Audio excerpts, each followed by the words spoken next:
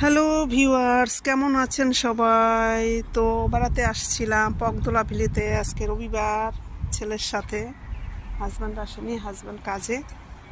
তো দেখুন পার্কটা এত সুন্দর, এটা একটা সায়েন্স সিটি।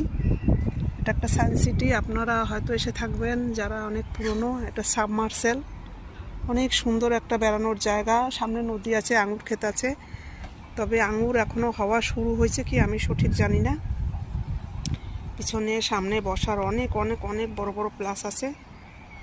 তো এসছিলাম, ভাবলাম আপনাদের সঙ্গে শেয়ার করি।